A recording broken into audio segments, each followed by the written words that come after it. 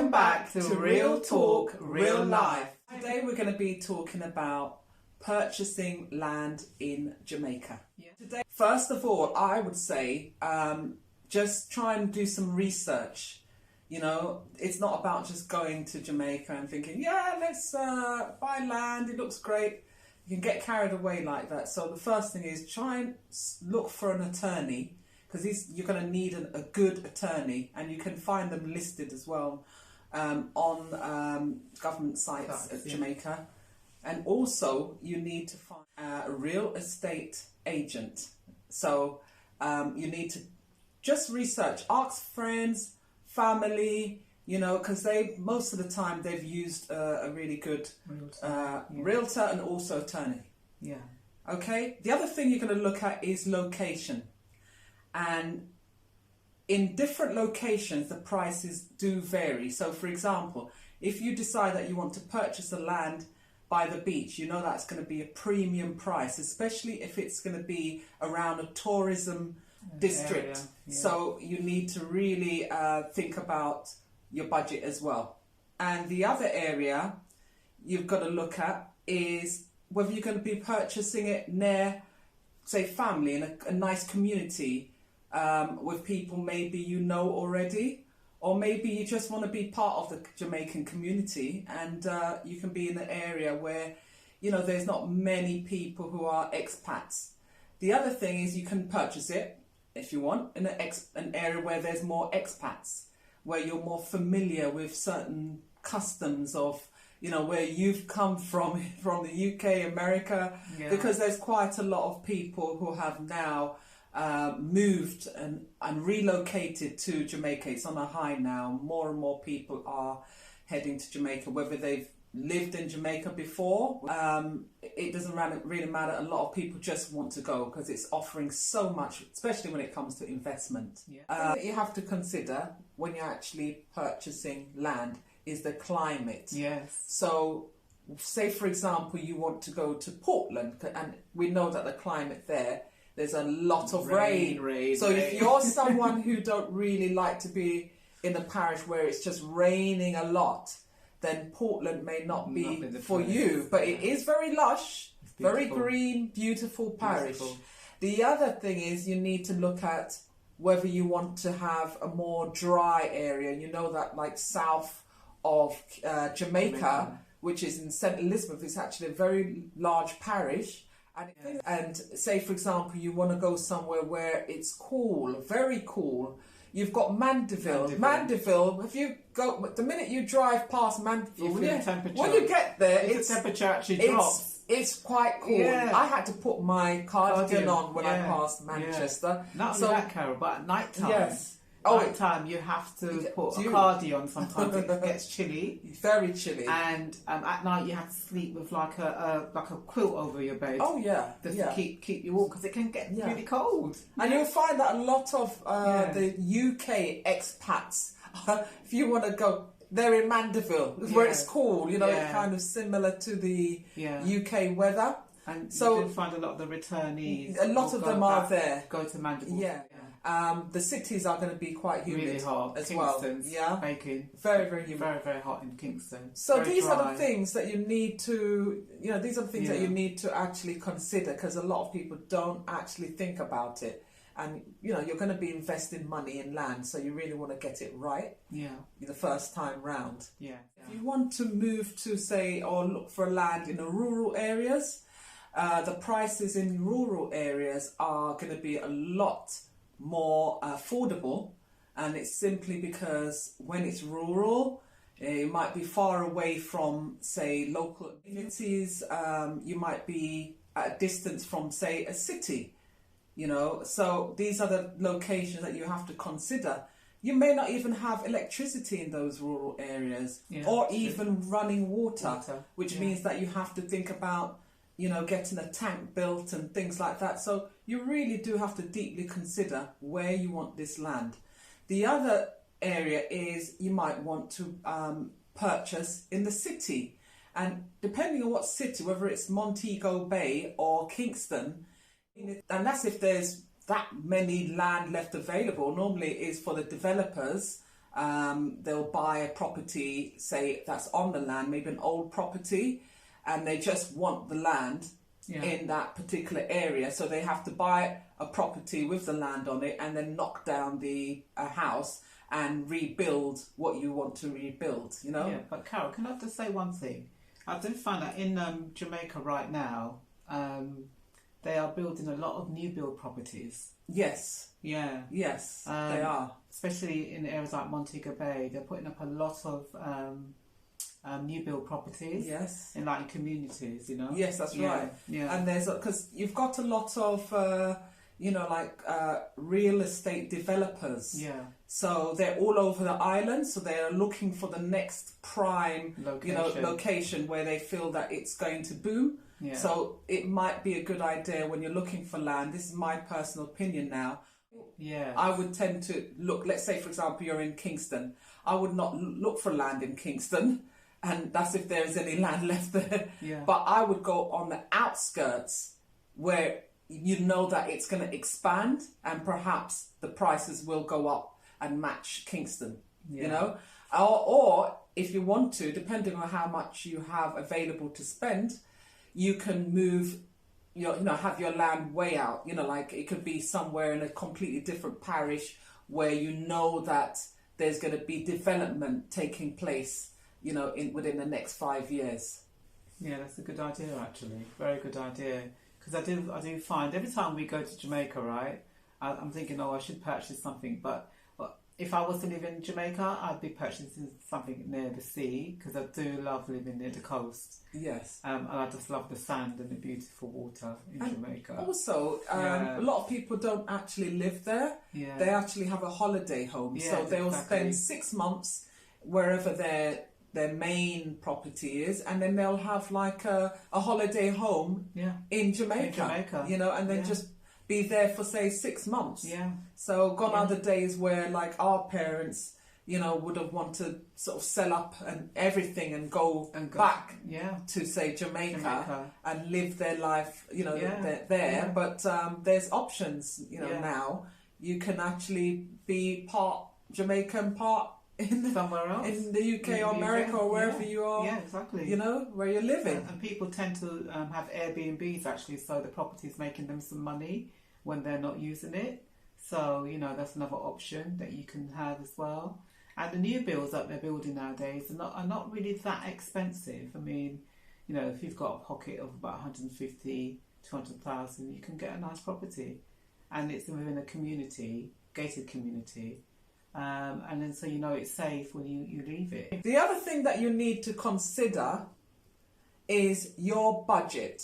Now, you know that depending on what budget you have to then choose what sort of area you would like to go to. I know that a lot of you might want to be in a city.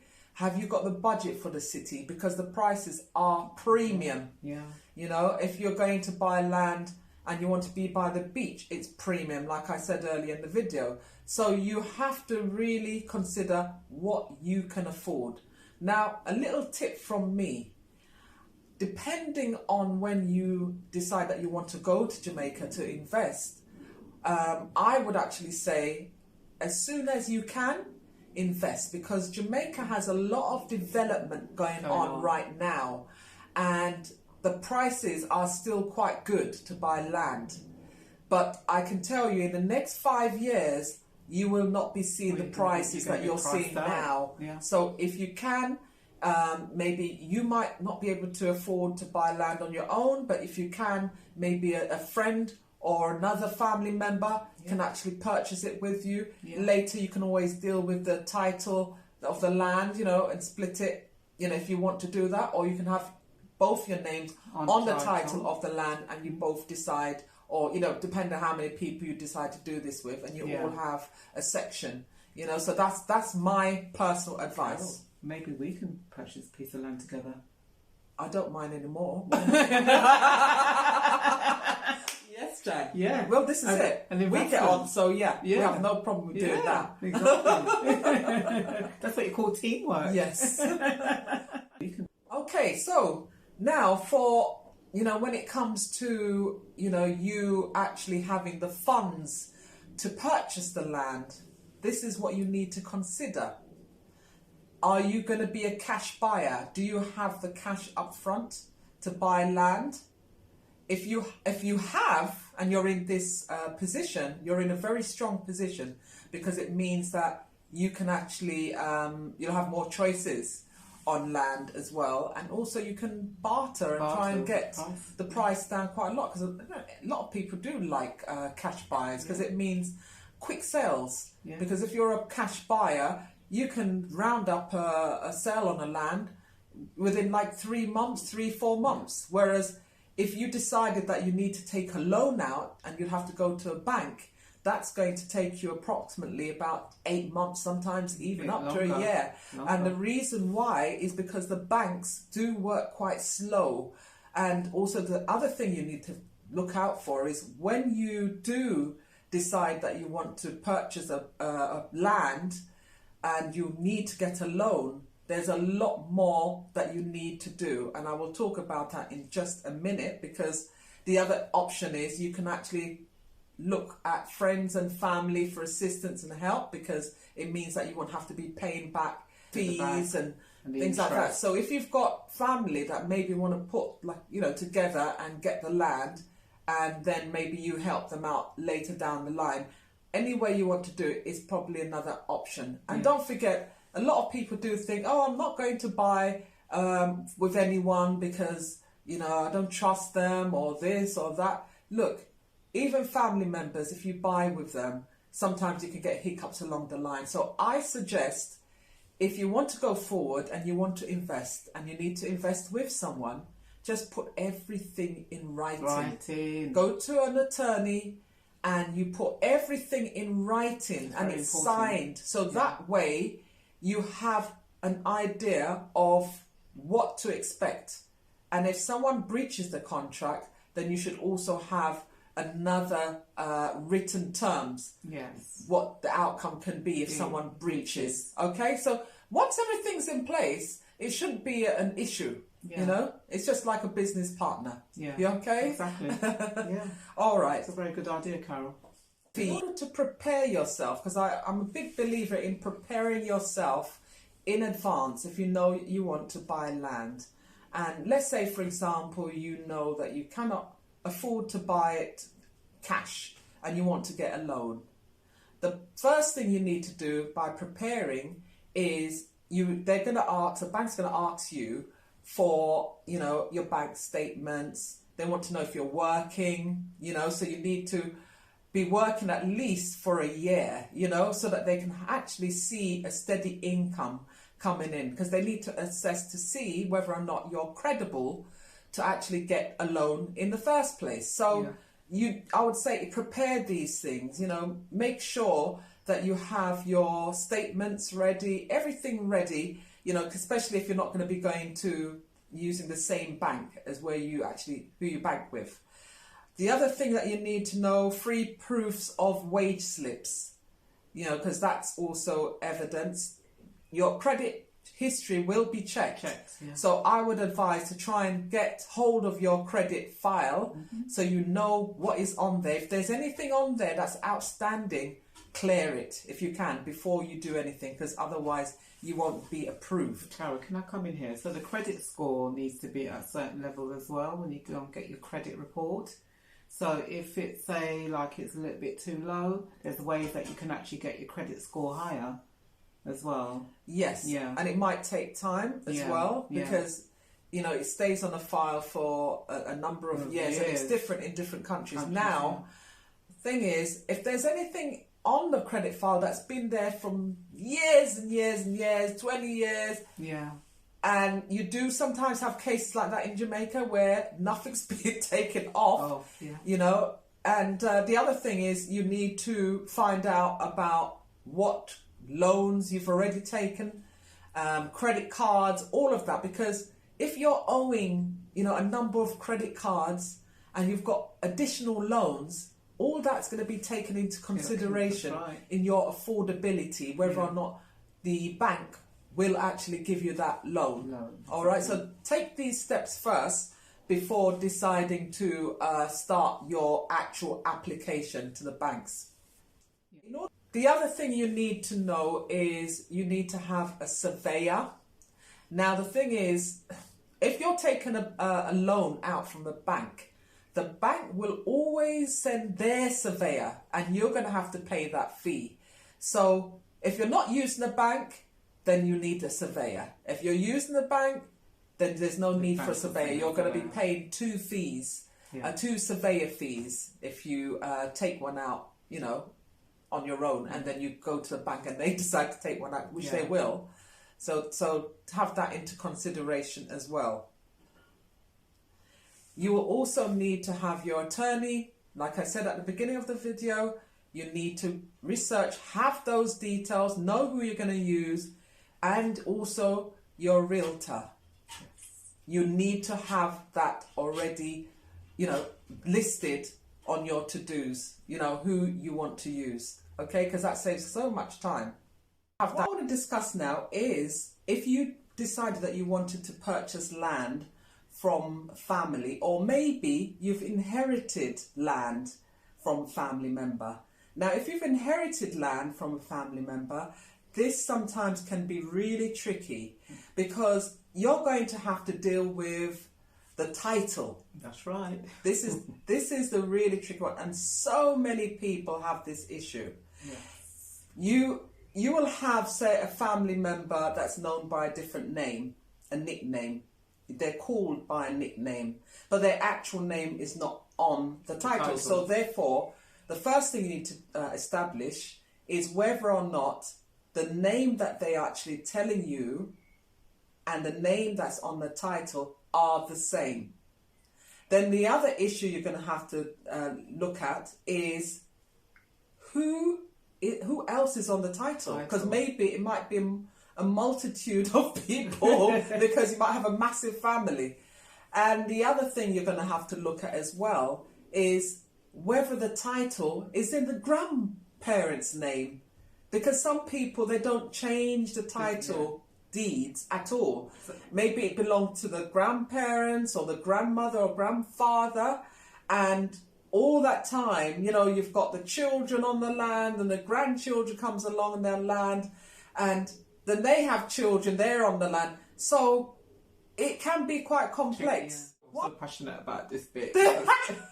It happens in Jamaica a lot. You see that all the time. It happens in Jamaica a lot. Luckily not with my family. People are squabbling, they're squabbling over land, right? Yes. But the only way to get to the bottom of it, right, is to go to the land registry and get a copy of the land title. On that land title, you have to pay for it, it's not free. It will list who's on the title for the land. Yes, and the other thing is you need to also know the amount of land that you expect to be on the title as well, because there's also issues with that where you've got a title that, let's say it's 10 acres, and you go and you look on the title deeds and it's telling you it's 9 acres. Yeah, you know, so you might have to find out a lot more, even who else is your neighbour, because a lot of the times there's disputes with neighbours. So maybe the neighbour has, say, 11, 12 acres on the land, and then you're saying, no, you've got 10 acres, so an acre is from their land. So you really have to be really careful when you're dealing with family land. So yes, like Janet said, first thing, once you've established a name that's most likely going to be on the title deeds, you get a copy of that. Yeah. And if you can get the original, because sometimes people lose the title, then get the original. But do not do anything, do not start building, nothing at all. Don't build on trust that the land is all in a particular person's name. Make sure you get the paperwork to see for yourself. Exactly. Because it can get quite messy, you know, and then you're going to have to get lawyers involved to sort out all the paperwork. Because people say, well, no, it's my land, and they'll say, well, I'm entitled to an acre, and then you can't get me off there because I've been on here for years. You can't then just throw me off. So, you know, it can get messy. Yes. And we all know that people are living on land that doesn't actually belong to them. Yeah, that's right. But sometimes as well, you find in Jamaica that the parents have passed away, and the children, i.e. siblings, haven't actually done anything about the land that's left in Jamaica. Yes. So what they call it in Jamaica is land grab. That's so right. people will just take over the land and build their property on it because they'll no just one's done build. anything about it. Yeah. And another thing in Jamaica, which is really important, that's happening right now as we speak, if you own a piece of land in Jamaica, make sure you're actually paying the land tax. Because if you don't pay the land tax, which is every year, every April, you get well, you don't get a bill. Some people get a bill. You can go online and pay the land tax. If you don't pay it over time, and it builds up and you owe the government money, the government will just take the land. Yes, and also the other thing to do with the land tax. Yeah. You can actually pay for land tax now. If let's say you have land in Jamaica. Yeah. You can pay your land tax online, so you don't have to rely on a family member to do it. Yeah. You just register, you go online, and you can pay online. You know, it's brilliant now what Jamaica's doing, because a lot of things you can do online now. You know, you don't even need to be in Jamaica. No, you can access a lot of things. Yeah. So just bear that in mind. And because that is, to me, one of the biggest issues when it comes to land. You know, families on there's disputes with family. Also, you might have a family on the land, but say, for example, in some places like Westmoreland, you've got land that belongs to, you know, companies. Yeah. So companies have leased the land to people and... Yes. You know, they don't actually own it. Yeah. So you might be buying from someone who has leased land. Yeah, exactly. And maybe they even got their paperwork sorted either. So be very careful of that. But you know what? The realtor, when you're actually registered with a realtor and you have them on your books and they're on your books, they will be able to tell you what is legitimate, because they have all the information as well. Right. And they'll go through that with you. So it's really important to get a realtor, even if it's for a family land, if you don't want to deal with it yourself. Exactly. Another thing I wanted to point out as well, Carol, in Jamaica, what's happening right now as well is that when your family member passes away, like your mum and your dad pass away, and they've got a house, what's been happening as well, if they're building a new house, for instance, on the land, and they haven't quite finished the house, and then they unfortunately pass away, the children don't live in Jamaica, they can't afford to finish the house. No, so what you're finding in Jamaica right now as well is a lot of half-built properties on the land, which is a big issue in Jamaica right now. Yes. When you drive around, you see these half-built properties not being finished, and the reason is because the people who own the properties passed away, and the children, one, don't really want to finish it off because they don't want to live in Jamaica, and two, maybe they can't afford to finish it off. Yes, that's right. I mean, it is a shame because it's a real shame. It's a real shame. But I mean, for the land, I would say when you have established whether or not you are entitled to the land, this is inherited land or family land, then the next step you'd have to do is go to GeoLand. It's a government organisation that actually deals with land title. Right. And before you go there, make sure you have paid all your taxes, or your family member has paid all the taxes on that land, because you've got issues where people are on the land and for years they have not been paying the taxes, and also they don't want to pay taxes because they don't have the money. So you have to be prepared whether or not you are going to cover the taxes for the land that they have not paid. And, if it's inherited land, then that's another issue. Because if it's like 20 acres and they haven't paid the taxes, that's going to be quite a sum of money. So you might have to reconsider that. Yeah, thousands of pounds. Wow. Yeah. And that happens a lot. Yes. So think about that when you're actually considering to purchase land in Jamaica. So that's those are some of the tips. So what I'm going to do is I'm going to talk you through the costs. Okay, so these are the mandatory government fees, taxes and cost types. So we've got the transfer tax of 2% of value. We've got stamp duty, which is 5,000 Jamaican dollars, and also 0.5% of value, which is the title registration fee. So thank you for watching. Hopefully this has been giving you some useful information, and see you next time.